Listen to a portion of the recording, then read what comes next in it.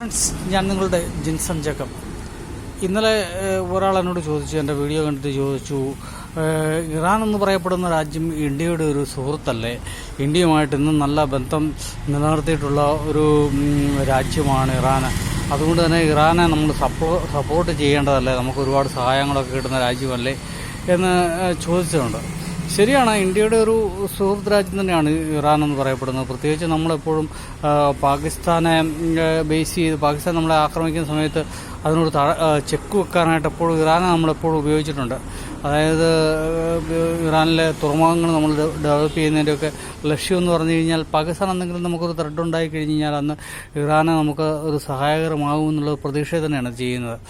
പക്ഷേ എന്നാൽ പോലും നമ്മൾ ഇസ്ലാമിനെക്കുറിച്ച് പഠിക്കുമ്പോൾ നമ്മൾ മനസ്സിലാക്കേണ്ട ഒരു കാര്യം എന്താണെന്ന് ചോദിച്ചു കഴിഞ്ഞാൽ, ഇസ്ലാമിൽ അങ്ങനെ സൗഹൃദങ്ങളില്ല. പ്രത്യേകിച്ച് ഖുറാനിൽ പറയുന്ന ഒരു കാഫിറുമായിട്ട് നീ ഒരു കരാറിൽ ഒപ്പിട്ടാൽ, അതായത് മറ്റൊരു രാജ്യത്തെ ആക്രമിക്കുന്ന വേളയിലാണ് ഒരു കരാറിൽ ഒപ്പിട്ട് കഴിഞ്ഞാൽ കരാറിൻ്റെ ദിവസം കഴിയുന്ന അന്ന് തന്നെ കാഫിറുമായിട്ട് നമുക്ക് കാഫിർ നേതൃത്വം നൽകുന്ന രാജ്യമായിട്ട് യുദ്ധം പ്രഖ്യാപിക്കാമെന്ന് പറയുന്നത്. അപ്പം ഒരു ഇസ്ലാമിക ഭീകരരാഷ്ട്രം എന്ന് പറയുന്നത് അവർ ശരീഅത്ത് പോലുള്ള ഇതുപോലുള്ള നിയമങ്ങൾ കർശനമായിട്ട് പാലിക്കണമെന്ന് പറയപ്പെടുന്ന രാജ്യമാണ്.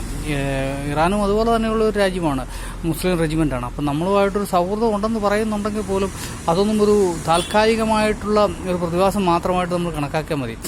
താൽക്കാലികമായിട്ട് നമ്മുടെ നിലനിൽപ്പിന് വേണ്ടി നമ്മൾ അവരുമായിട്ട് സൗഹൃദത്തിൽ ഏർപ്പെടുന്നു, അല്ലാതെ അവരെ ഹാർട്ട് കോറായിട്ടൊന്നും നമുക്ക് ഒരിക്കലും കാണാനായിട്ട് സാധിക്കത്തില്ല എന്നുള്ളത് യാഥാർത്ഥ്യമാണ്. അതേപോലെയല്ല ഇസ്രായേൽ എന്ന് പറഞ്ഞു കഴിഞ്ഞാൽ, ബെഞ്ചമിൻ നെതന്യാഹു മോഡിയെ ചേർത്ത് പിടിച്ചിട്ട് not only a friend but also a brother എന്ന് പറയുന്നു. അതായത് എൻ്റെ സഹോദരനെ പോലെയാണ് എന്ന് പറയുമ്പോൾ അതിൻ്റെ അകത്ത് വളരെ വലിയ കാര്യമുണ്ട്.